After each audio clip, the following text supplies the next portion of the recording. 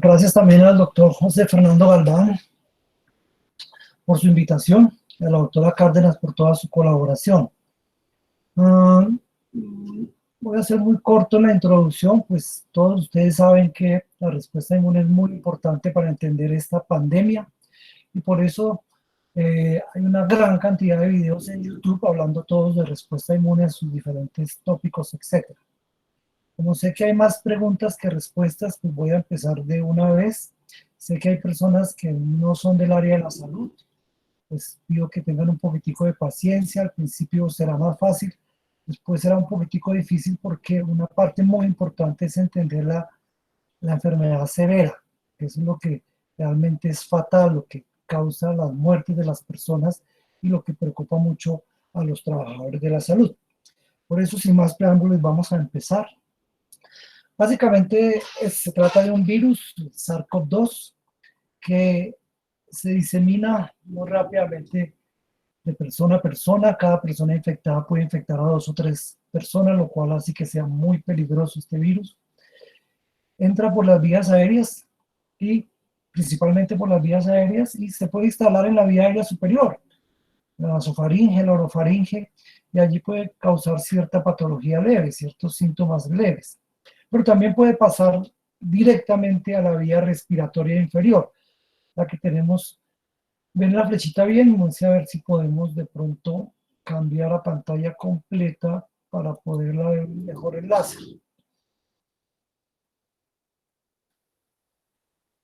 No puedo ver aquí el láser.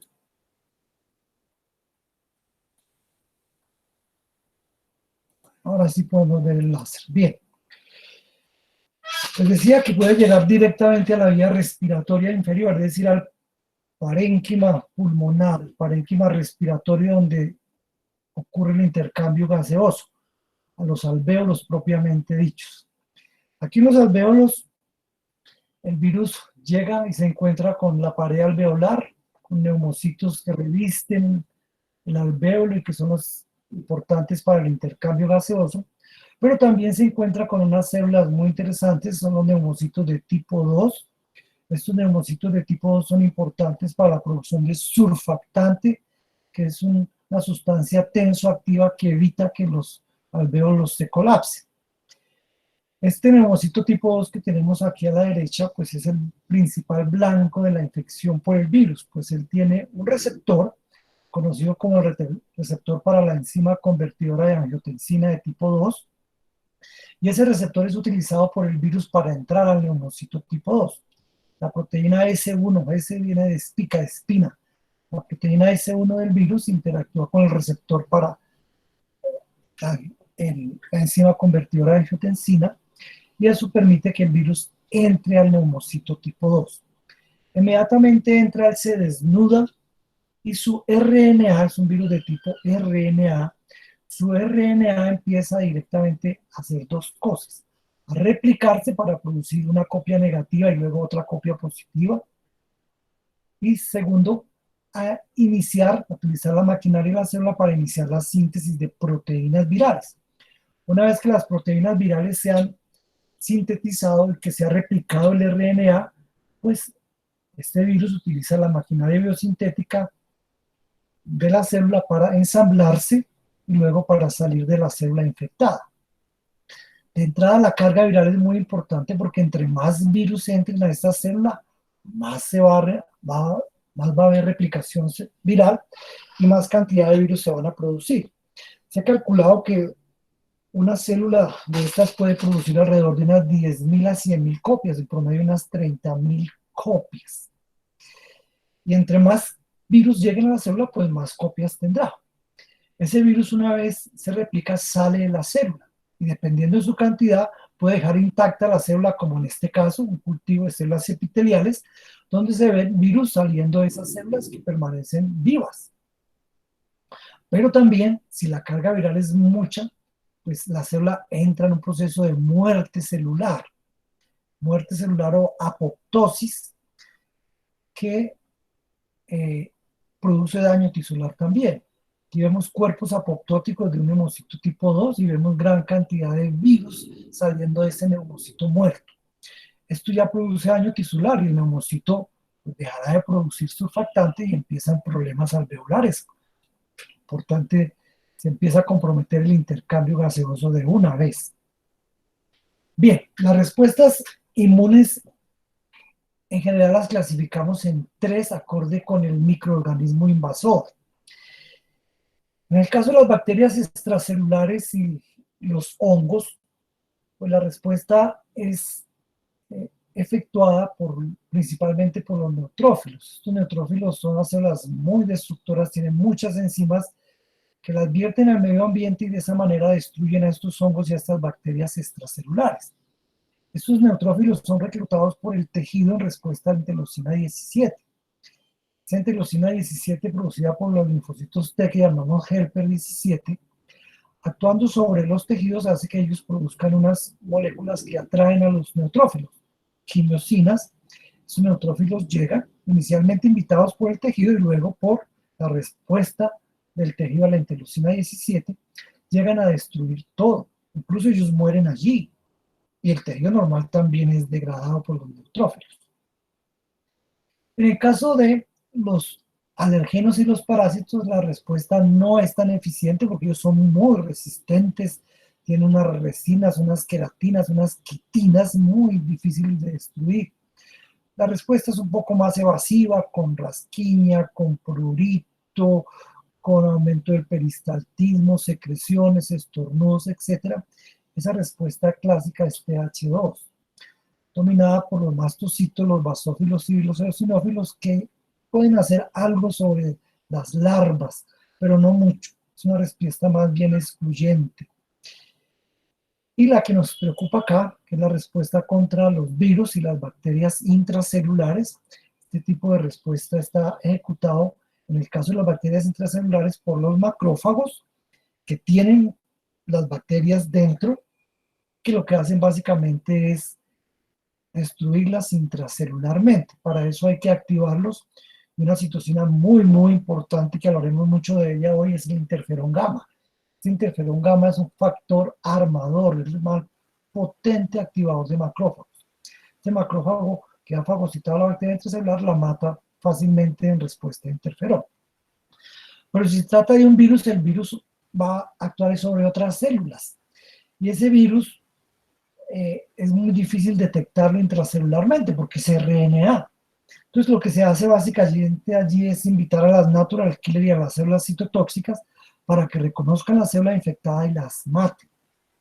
Es una citotoxicidad mediada principalmente por las natural killer, pero también por las células que llamamos linfocitos T CD8. Estas 3 respuestas también involucran la producción de anticuerpos por parte de los linfocitos B. Si estamos hablando de bacterias extracelulares o intracelulares y virus, pues la respuesta será TH1 o TH17 y se producirá primero IgM y luego IgG, que es el caso particular de este virus. Las respuestas tipo TH2, pues se produce primero IgM y luego IgE o IgA. Pero repito, esto no va a ser importante hoy aquí. Lo más importante será entender la respuesta inmune contra las bacterias intracelulares y virus. En general, las bacterias intracelulares pueden estar dentro de vesículas, en el caso de los macrófagos, como por ejemplo las micobacterias, la listeria, o pueden estar en el citoplasma de alguna otra célula, como por ejemplo epitelial, como en este caso el neumocito tipo 2. Y ahí estamos hablando de virus y algunas otras como la clamidia y la listeria. Aquí lo importante es armar al macrófago, que tiene dentro la bacteria, con interferón gamma para que la destruya intracelularmente. Y aquí en el caso de las células epiteliales, lo importante es activar las natural killer y la C8 para que maten a la célula infectada por un mecanismo de citotoxicidad. Pues bien, en el caso de los virus, y en este particular el SARS-CoV-2, pues la respuesta básicamente importante es la respuesta TH1, pero también hay que decir que al final se requiere colaboración por parte de la respuesta TH2. Frente a los virus y las bacterias intracelulares, lo primero que se produce en el tejido son interferones, que ya empiezan a dificultar la replicación del virus. Luego se activan las células killer, primero las natural killer, que empiezan a matar células infectadas. Luego los T citotóxicos colaboran con la muerte de esas células infectadas. Y finalmente los anticuerpos, que realmente no tienen mucho que hacer en una respuesta aguda, una respuesta primaria aguda, los primeros días de esa respuesta. Esta respuesta es regulada por las células TCD4 llamadas T helper 1. Pero también requerimos de una respuesta TH17, que empieza con la producción local en el pulmón de interleucinas como la 1, la 6 y la TNF.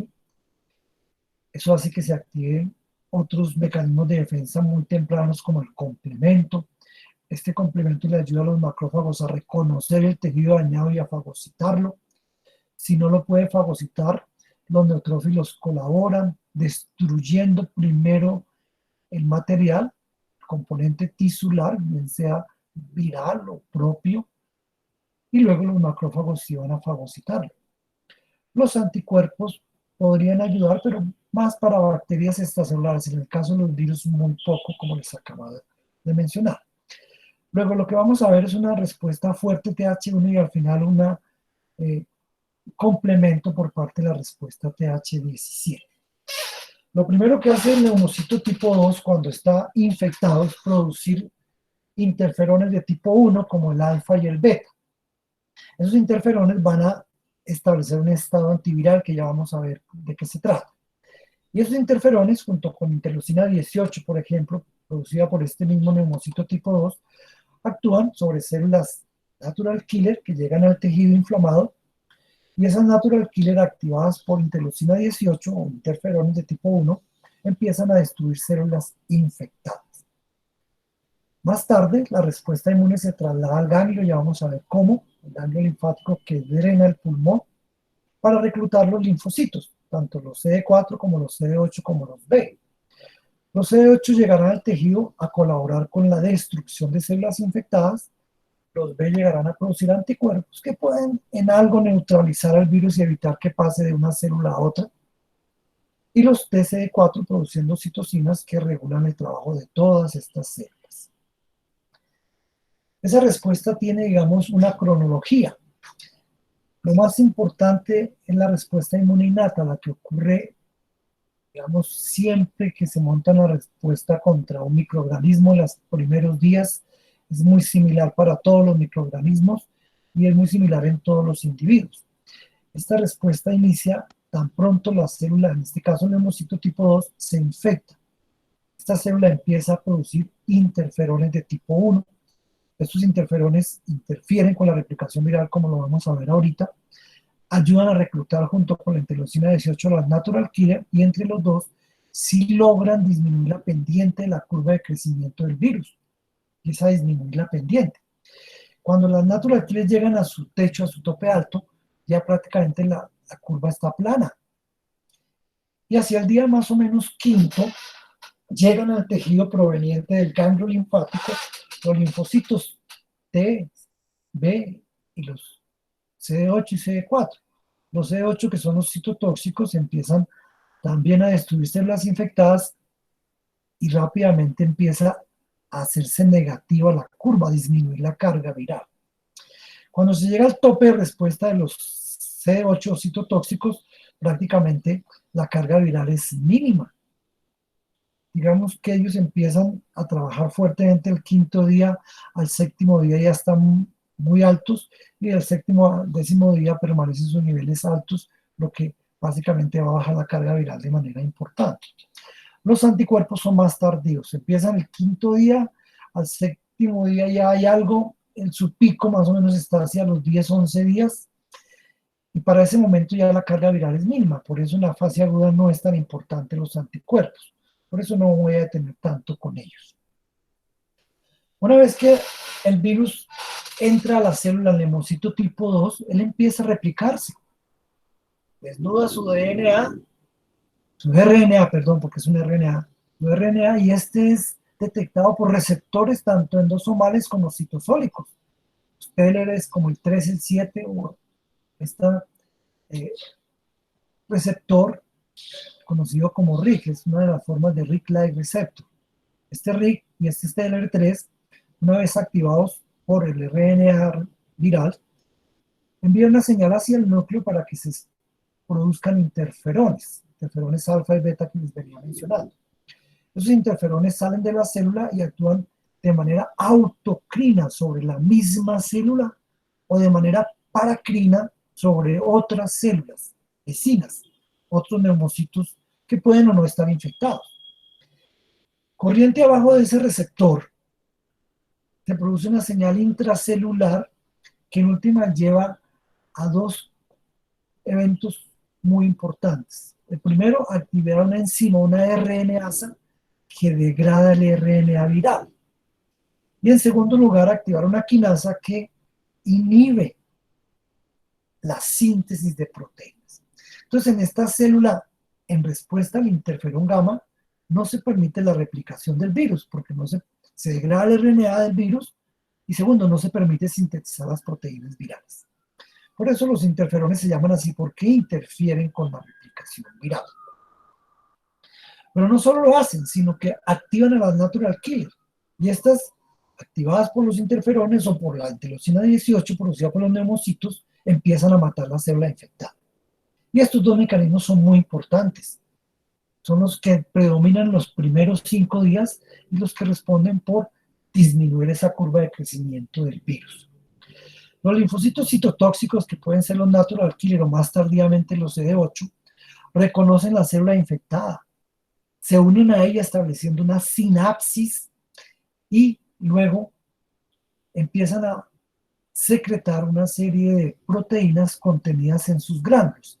Esas proteínas son muy importantes y vamos a mencionar dos: las perforinas y las granzimas. Las perforinas salen de la célula citotóxica y afectan la membrana de la célula blanco, haciendo huecos, de ahí el nombre de perforinas.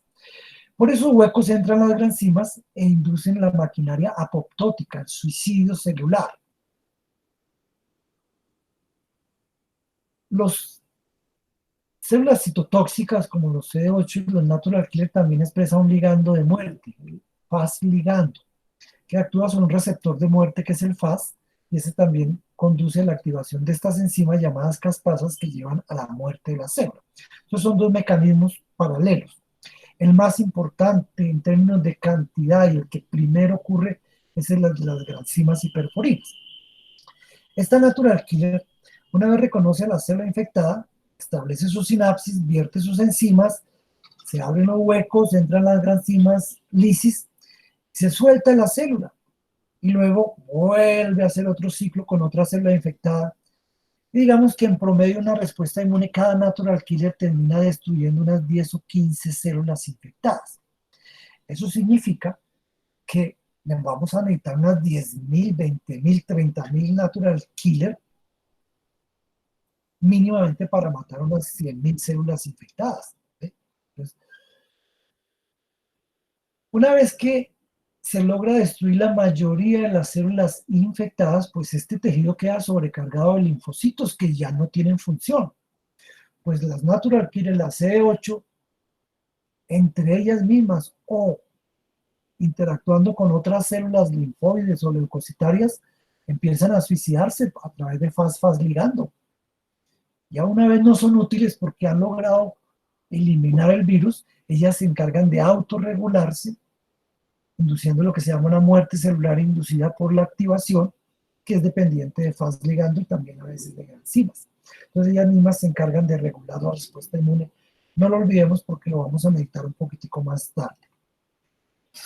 Las células dendríticas y los macrófagos que están en los pulmones, en el tejido del pulmonar, toman las células muertas, las fagocitan y las digieren.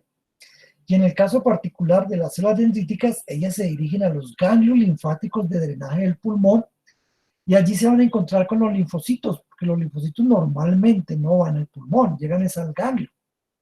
Por eso la célula dendrítica viaja del pulmón al ganglio de drenaje para interactuar con los linfocitos T e instruirlos sobre todo lo que pasó en el tejido después de la llegada del virus. Qué citocinas, qué quinosinas, qué el interferón, los anticuerpos, todo lo que pasó allí va a ser detectado por el linfocito T, CD4, CD8 y el B gracias a la célula dendrítica. Estas células instruidas por la célula dendrítica empiezan a proliferar empiezan a producir citocinas, anticuerpos, y se dirigen al ganglio linfático vía sanguínea, perdón, del ganglio linfático vía sanguínea al pulmón, y llegan al pulmón a colaborar con las células de respuesta inmune innata, es decir, con las natural killer, con los macrófagos, para hacer más eficiente esta respuesta. Esta respuesta adaptativa, que es más tardía, aparece al final de la primera semana, es de naturaleza específica, es decir, para cada antígeno, para cada proteína viral, habrá un linfocito T y un linfocito B específico. Pero como el virus tiene varias, serán varios linfocitos T diferentes y varios linfocitos B diferentes produciendo anticuerpos, citocinas, etc. Estos linfocitos TCD4 son los primeros que se activan. La célula dendrítica, al interactuar con ellos, hace que se activen y produzcan citocinas como el interferón gamma y la enterocina 2, que regulan el trabajo de todas las células, de las que están en el tejido, pero también de los linfocitos B y CD8. Le ayudan a los linfocitos B a producir IgM y luego IgG, y le ayudan también a los linfocitos TC8 para que se vuelvan citotóxicos, con capacidad de destruir a las células infectadas. Estas células producidas en el ganglio toman la vía sanguínea y llegan al pulmón inflamado y allí empiezan a trabajar. Vale la pena señalar que tanto la célula CD4 como la célula CD8 producen interferón gamma.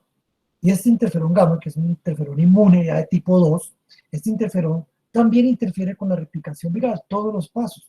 Interfiere con la entrada del virus, con la replicación del virus, con la producción de las proteínas virales, con el ensamblaje de partículas virales y con la liberación de nuevos virus. Entonces, todos estos pasos también son interceptados por el interferón gamma. Entonces, también tiene una función muy importante en la respuesta inmune el interferón gamma.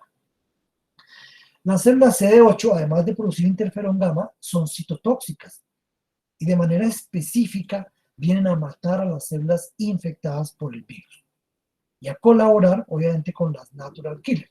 Los linfocitos B llegan, producen anticuerpos que, como les dije, si acaso neutralizan un poco al virus para que no pase a otras células. Esta respuesta inmune es muy importante en términos de su tiempo. Lo primero que ocurre básicamente la respuesta inmune innata, o sea, interferones natural killer, que empiezan a disminuir la pendiente de crecimiento del virus. Luego ven los CD8 y entre CD8 y natural killer definitivamente aplanan la pendiente y empiezan a disminuir la carga viral. Y cuando ya está en su máxima expresión la célula CD8, prácticamente la carga viral es mínima, como se ve en esta tercera línea. Y para ese momento ya hay anticuerpos, pero no tantos. Los anticuerpos por lo menos esperan otros 3 o 4 días para alcanzar su máximo expresión. Por eso no son tan importantes en esta respuesta inmune primaria. Como resultado del trabajo de las natural killer y de los CD8, pues van a aparecer una gran cantidad de células muertas en el tejido. Esas células muertas con partículas virales parcialmente degradadas o completas son fagocitadas por macrófagos y por células dendríticas. Pero a veces el macrófago no puede, no reconoce bien la célula. En ese caso, los neutrófilos llegan, destruyen todo el tejido afectado, componentes normales del tejido, y luego si vienen los macrófagos a fagocitar. Esa respuesta ya no es TH1, sino TH17. Y esa respuesta es inducida también precozmente. ¿Por qué? Por los neumocitos tipo 2. Que como les dije, cuando reconocen el RNA viral, manda una señal al núcleo para que se produzcan interferones. Pero también manda una señal alterna a través de NF-kappa beta para que se produzcan citocinas proinflamatorias, como interleucina 1, 6, TNF, que se encargarán de reclutar neutrófilos y posteriormente macrófagos. También se produce interleucina 18. Es importante para activar las natural killer y para activar también la producción de interferones. Es decir, la respuesta más eficiente es una fuerte respuesta TH1 y al final una combinación con la respuesta TH17. Y eso es lo que vamos a resumir básicamente acá. Una vez llega el virus, interactúa con el neumocito tipo 2 en el parénquima alveolar y una vez lo infecta, empieza a proliferar. e inmediatamente el neumocito tipo 2 produce interferón alfa y beta, que empieza a disminuir la replicación viral. Pero también, junto con la interleucina 18, activan la natural killer. Y la natural killer produce interferón, es citotóxica y empieza a eliminar células infectadas y a evitar la replicación viral. Paralelamente con esta activación de natural killer, las células dendríticas fagocitan neumocitos tipo 2 muertos e infectados, se dirigen al ganglio, activan la CD4, la CD8, la CD4 les ayudan a la CD8, a los linfocitos B, a través de interleucina 2, interferón gamma, y colaboran produciendo interferón gamma, al igual que la CD8 y la natural killer, para que éste interfiera con la replicación viral. Las células CD8, además de interferón gamma, también son citotóxicas, colaboran con la destrucción de las células infectadas. El interferón gamma no solo es importante inhibiendo la replicación viral, sino también activando macrófagos. Estos macrófagos activos producen más interleucina 1, TNF, interleucina 8, que reclutan neutrófilos. Estos neutrófilos llegan, destruyen el tejido y de paso los neumocitos, y luego vienen neumocitos infectados y normales, de paso llegan los macrófagos, fagocitan, limpian el tejido, y luego viene la respuesta reparadora, los fibroblastos, a producir una cicatrización, a reparar el tejido. Si es epitelial, el conjuntivo tiene buena regeneración y se llega a una homeostasis, es decir, se vuelve a un tejido muy parecido a ese pulmón normal. La mayoría de las personas hacen esta respuesta, el 80%, y las secuelas son mínimas, no van a tener secuelas pulmonares, ni cardiovasculares, ni cardiorrespiratorias algunas. Por fortuna es la respuesta más frecuente y por eso la mayoría de las personas anda tranquila en la casa, como si nada, como diría el presidente Bolsonaro, con una gripita. Pero desgraciadamente no es así en todas las personas. En otras personas la respuesta inmune no es eficiente. La respuesta de interferones temprana se demora un poquitico. La respuesta innata no es capaz de controlar la carga viral como aquí arriba. Mira, aquí arriba sí, pero aquí abajo no. La carga viral está por encima de la respuesta. Esto hace que haya una persistencia del virus y de la estimulación antigénica, que empiece a haber una reacción inflamatoria más severa, que se activen los macrófagos, que empiece a haber daño pulmonar importante, el famoso síndrome respiratorio agudo, que puede ser inicialmente moderado, pero después si es severo, daña de tal manera el pulmón que la enfermedad no se va a detener en el pulmón, sino va a continuar hacia otros órganos. Si bien entonces la mayoría de las personas hacen una respuesta leve o moderada, hay un 20% de las personas que hacen una respuesta, respuesta mínima o leve, un 20% hará una respuesta moderada a severa. Y estos que hacen la enfermedad severa son los que eventualmente tienen el riesgo de morirse, que básicamente estamos hablando de un 5% de la población infectada. Eso es altísimo. Bien, ¿cómo ocurre esa desregulación o disregulación de la respuesta inmune? Pues hay un modelo de enfermedad muy interesante que nos está enseñando mucho sobre la respuesta inmune a este coronavirus. Esta enfermedad se llama la linfohistiocytosis hematofágica, una enfermedad compleja con factores genéticos y medioambientales encargados de desarrollar este fenotipo. Pues básicamente en estos individuos que tienen esta genética, las respuestas inmunes disparadas por microorganismos o a veces por procesos autoinflamatorios o autoinmunes no se controla adecuadamente, porque si es un virus no se controla, si es un virus o un microorganismo no se controla la carga viral, la carga del microorganismo, persiste la estimulación antigénica, los mecanismos regulatorios no funcionan bien y en vez de apagarse la respuesta inmune continúa y empieza a haber un estado hiperinflamatorio que en últimas termina por destruir los tejidos y producir daño pulmonar y en otros tejidos. Una vez que se logra controlar, digamos, el virus, pues básicamente las natural killer C8 se encargan de autodestruirse unas con otras y destruir los otros leucocitos, como lo habíamos visto antes. Es básicamente lo que llamamos la down regulation o contracción de la respuesta inmune. Pero esto no ocurre en estos individuos, porque básicamente ellos tienen defectos en las natural killer y en las células TC8 y por eso no regulan esta respuesta inmune. Eso hace que, como no responden bien al microorganismo y como no regulan la respuesta inflamatoria, pues el proceso inflamatorio continúe y produzca daño tisular y hasta daño sistémico. Eso también ocurre en los casos moderados y severos de COVID. Dado que no se elimina completamente el virus, dado que no se regula la respuesta inmune, como veremos ahorita un poquito más, pues hay más persistente producción de citocinas, interleucina 1, interleucina 6, TNF, interferón gamma.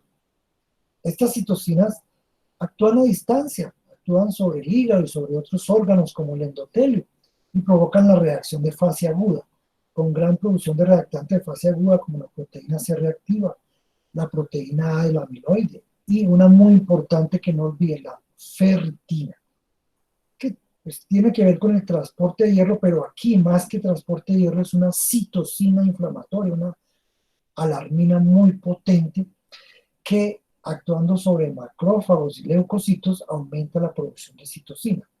Se produce un círculo vicioso muy peligroso. Citocinas proinflamatorias actuando sobre el hígado, ferritina, ferritina más citocinas proinflamatorias, lo cual lleva inicialmente a una activación endotelial.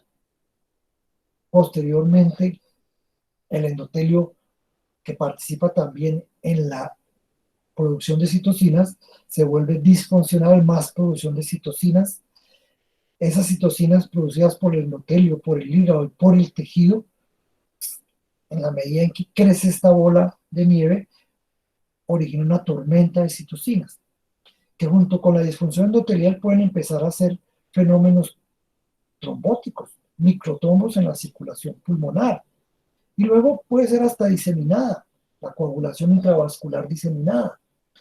Y junto con la tormenta de citocinas, pues llevan a una disfunción multiorgánica, empiezan a dañar el hígado, empiezan a dañar el corazón, empiezan a dañar el riñón y otros órganos. Y por su parte, el interferón gamma en dosis altas activa los macrófagos, que junto con la activación del complemento llevan a la fagocitosis, hemofagocitosis de eritrocitos, plaquetas y leucocitos. Por eso, frecuentemente el COVID severo se ve asociado con citopenias, anemia, trombocitopenia, linfopenia, etc. Esta respuesta es la respuesta moderada o severa, que en los casos severos lleva a la muerte. Cerca de la cuarta parte de ese 20%, o sea, 5%, se muere por COVID severo.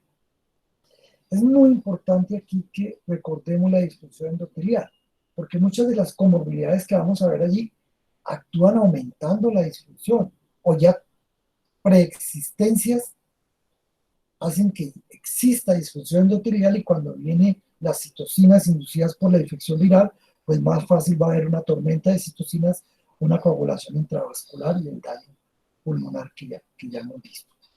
Pues bien, una respuesta inmune como tal depende de factores relacionados con el virus, pero también con el huésped y también con el medio ambiente. No me voy a detener en esto, aunque es muy importante en esta pandemia ver cómo no hay un medicamento indicado. Todos los medicamentos es por presunción, es decir, porque podría funcionar de acuerdo a su mecanismo de acción, o porque hay experimentos in vitro, o porque hay similitudes con otros virus, etc. La fuerte presión de la economía, los industriales, los comerciantes, los políticos sobre el sistema de salud es enorme, a tal punto que prácticamente se está diciendo casi lo que dice el presidente Trump, ¿sí? Cloroquina y remdesivir y antivirales. Eso no es bueno para un sistema de salud, esas injerencias. Bueno, no voy a entrar en más detalle, ustedes conocen muy bien y hasta más que yo sobre esto. Voy a seguir con la respuesta inmune. Hay algunos factores del virus que son muy importantes, como la cantidad, la carga viral, muy importante. En segundo lugar, la virulencia. Entre más virulento sea un virus, implica que evade más la respuesta inmune o que interfiere con ese estado antiviral.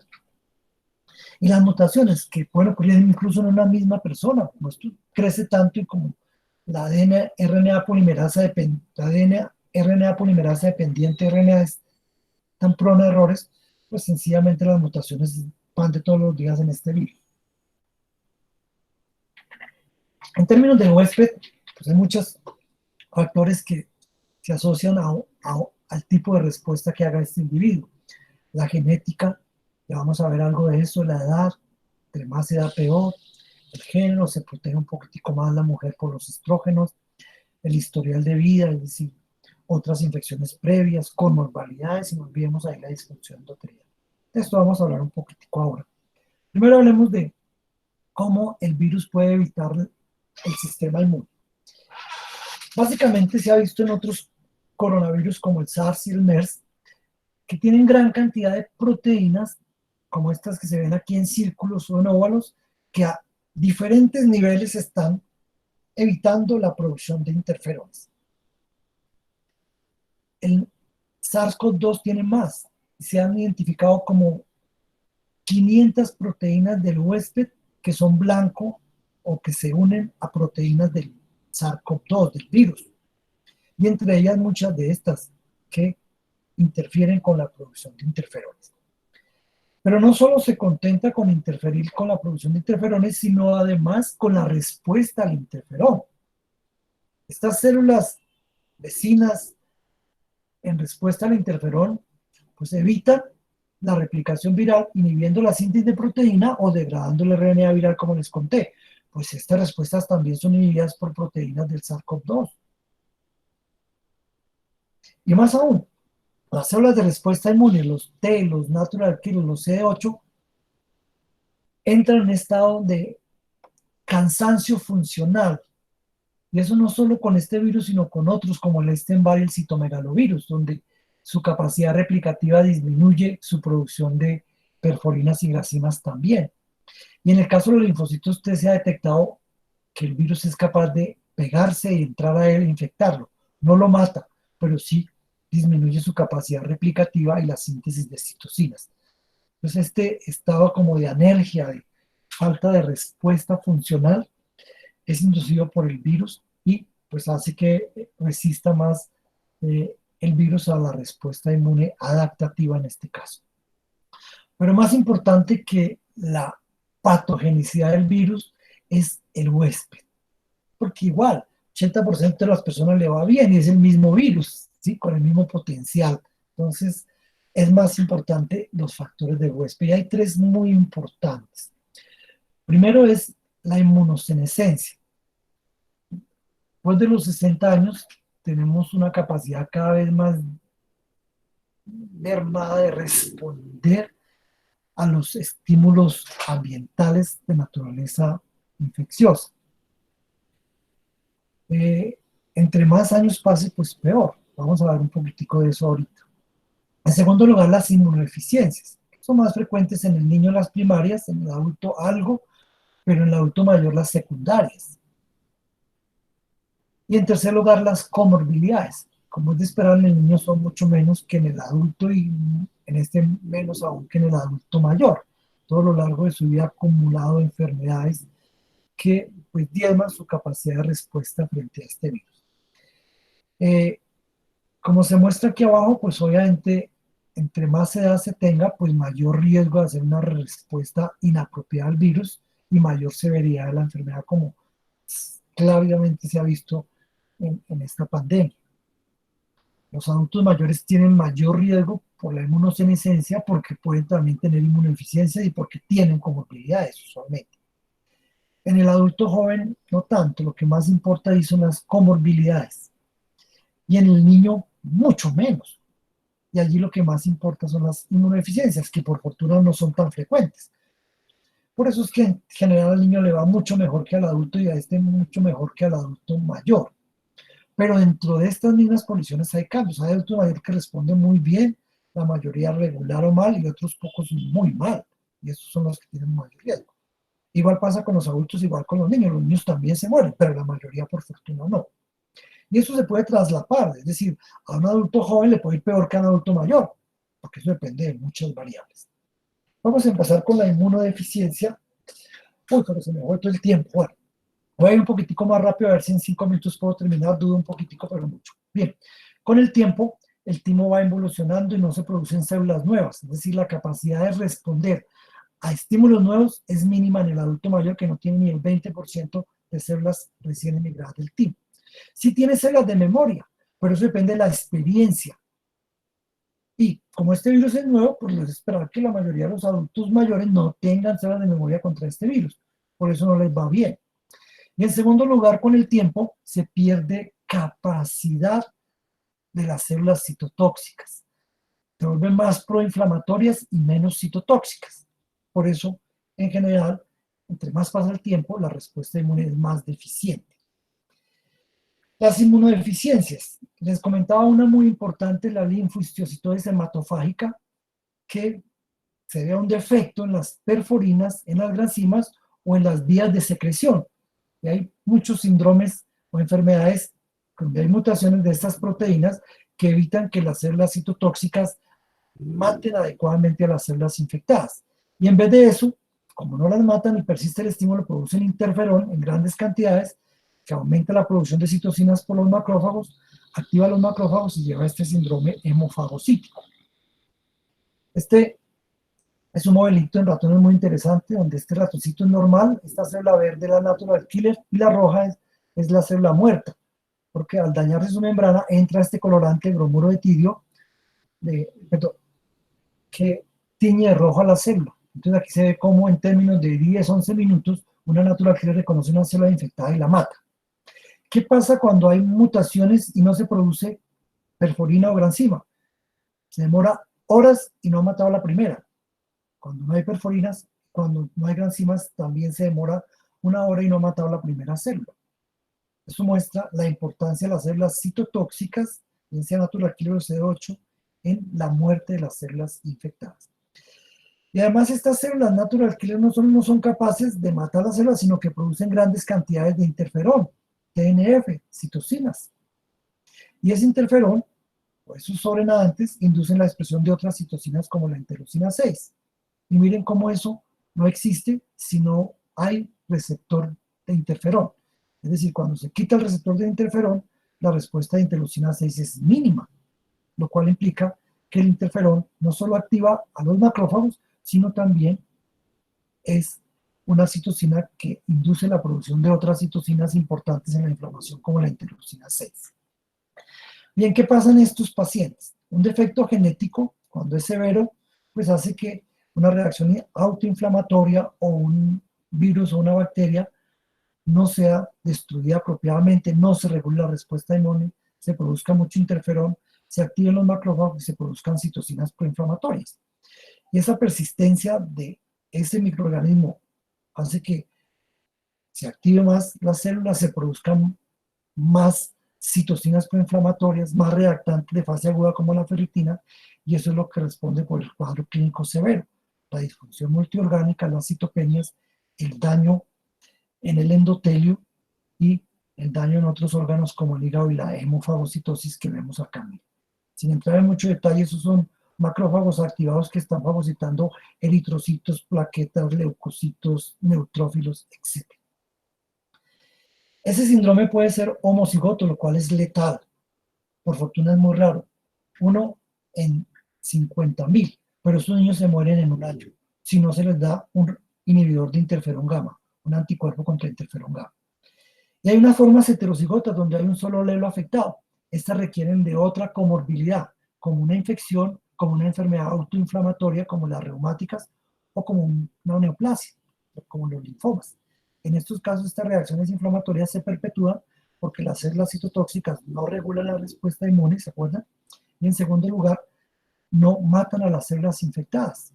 Entonces vemos en muchas infecciones que ya conocemos, esto ya pasó, como el virus de Epstein-Barr, como el VIH, como el dengue, como la hepatitis, que se asocian con cuadros de este síndrome eh,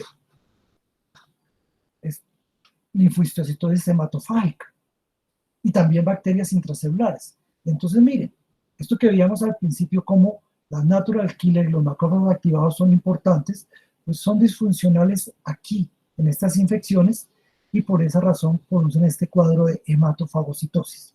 A mí no me cabe ninguna duda, y hay trabajos que ya lo muestran, que el COVID severo se comporta como una linfohistiocytosis hematofágica, induciendo efectos en las natural killers que pueden ya estar heredados por genes mutados o bien sea por una disminución de la capacidad citotóxica de las células en respuesta a la infección. Y eso es muy importante identificarlo, porque si se identifica el tratamiento es diferente. Los niños homocigotos mueren al año si no se les da el emapalumab, que es el inhibidor de interferón gamma. Y en los secundarios, si se les da, por ejemplo, ciclosporina, glucocorticoides, globulinas endovenosas, la mortalidad baja de un 20 a un 8%, y aquí baja de un 100% a un 40%. Por eso es que esto es muy importante diagnosticarlo. Las comorbilidades, muchas. Las más importantes, todas las que llevan a disfunción endotelial, como las cardiovasculares, hipertensión, la falla cardíaca congestiva. El denominador común es la disfunción endotelial. Pero no solo en enfermedades cardiovasculares, el cigarrillo, la hipoxia crónica, las enfermedades crónicas, las autoinmunes, renal crónica, las dilipidemias, las metabólicas, la diabetes, la preeclampsia, la enfermedad periodontal, todas ellas cursan con disfunción endotelial. Este endotelio disfuncional, en presencia de infecciones virales, pues produce mucho más citocinas, se llega a la tormenta de citocinas y finalmente a la catástrofe, que es la falla multiorgánica. Bien, finalmente, este punto es muy clave, la segunda semana donde la persona ya deja de hacer esa respuesta antiviral y empieza a hacer una respuesta proinflamatoria. Eso depende de todas esas comorbilidades, de factores genéticos y de todo lo que hemos dicho antes, y es muy importante detectarla porque en este sitio es donde empieza esa bola de nieve. Empiezan a producirse citocinas proinflamatorias por parte del macrófago. Cuando las células natural killer y citotóxicas no destruyen a las células, apropiadamente las células infectadas, producen interferones que activan a los macrófagos. Estos macrófagos activados producen citocinas proinflamatorias. Ellas actúan sobre muchos órganos, entre ellos el hígado. Se produce ferritina. Esta actúa sobre los mismos macrófagos, mire, produciendo más interleucinas. Y esto empieza a ser un círculo vicioso que crece y crece como una bola de nieve. Finalmente, estos macrófagos activados con ayuda del complemento hacen hemofagocitosis. Pues todos estos mecanismos, estamos viendo acá producción de citocinas proinflamatorias, ferritina, son bloqueados por una droga muy conocida, la colchicina. Inhibe la producción de citocinas proinflamatorias, inhibe la producción de superóxidos, inhibe la llegada de los neutrófilos y macrófagos al tejido. Por eso es muy importante tenerla en cuenta. Además de los antivirales, que a mi juicio no son tan importantes al principio, además de la cloroquina, que a mi juicio no sirve para mucho, la colchicina debe ser estudiada. Y por eso les muestro este artículo que recién nos aceptaron, donde tenemos la experiencia de 5 pacientes que recibían colchicina por una razón diferente, por un síndrome autoinflamatorio inducido por biopolímeros, que resistieron muy bien la infección, a pesar de que su familia no le fue muy bien, incluso hubo muertos. Bueno, muchas gracias, disculpen la demora, pero es que es mucho. Profesor Edgar, muchísimas gracias por acompañarnos con esta excelente presentación, muy, muy interesante. Tenemos algunas preguntas. Aquí en el chat nos escriben, si lo que causa el daño tisular es la respuesta inflamatoria, ¿por qué en las guías de COVID-19 recomiendan no utilizar corticoides? En términos generales, hay mucha discusión sobre el uso de los corticoides, porque si estamos hablando de una infección persistente, como en una sepsis, bien sea, así sea viral o bacteriana, pues eso disminuye la respuesta inmune y puede ser catastrófico. Entonces, en principio, no usarlos. Pero si somos capaces de identificar un síndrome de activación macrofágica, una linfohistiosis hematofágica, son mandatorios los corticoides, metilprednisolona, dexametasona, incluso inmunoglobulinas endovenosas. Entonces, lo importante de identificar al COVID severo como si es o no una linfohistiosis hematofágica es porque de eso depende si se le da corticoide o no. Perfecto, doctor. Otra de las preguntas, suprimir una respuesta de helper 17 mediante anticuerpos monoclonales contra la interleuquina 17 podría tener un efecto beneficioso sobre aquellos pacientes con un estado hiperinflamatorio o habría un riesgo muy alto de sobreinfección bacteriana. La interleucina 17 es importante allí porque actuando sobre los tejidos hace que se produzca interleucina 1 y más citocinas proinflamatorias que podrían aumentar esta tormenta de citocinas. Sin embargo, este círculo vicioso, esta bola de nieve es más inflamatorio, o sea, más innato que específico, porque la misma interleucina 1 produce más ferritina, más interleucina 1 y pueden olvidar el paso de la interleucina 17. Entonces, si bien es cierto, puede servir, es más importante, por ejemplo, bloquear interleucina 1, interleucina 6, interferón gamma, que la misma interleucina 17. Muchas gracias, doctor. Y en ese mismo sentido nos preguntan sobre la respuesta ante anticuerpos monoclonales contra interleuquina 6. Pues la interleucina 6 es muy importante en este círculo vicioso porque es una citocina que induce una fuerte respuesta a TH17 que aumenta la producción de interleucina 1, de ferritina, y inhibirla indudablemente interfiere con este círculo vicioso. Tocilizumab es una de las drogas que realmente tiene buenas opciones de servir. Pero repito, a mi juicio hay unas que son más centrales en esto, con el mismo interferón gamma. El interferón gamma es una citocina muy importante porque es el que produce esa activación de los macrófagos. Entonces, sí, me parece que sirve la interleucina 6, sirve bloquear la interleucina 6, sirve bloquear la interleucina 1, pero más hacia arriba estaría interleucina 18 e interferón gamma, que me parece tiene mucho más chance. Y otra droga, no la olviden, la colchicina, no la olviden. Por supuesto que no, muy, muy interesante sobre la colchicina. Nos preguntan también si el consumo de antibióticos por motivos odontológicos o ajenos al proceso infeccioso disminuyen las defensas frente al COVID-19.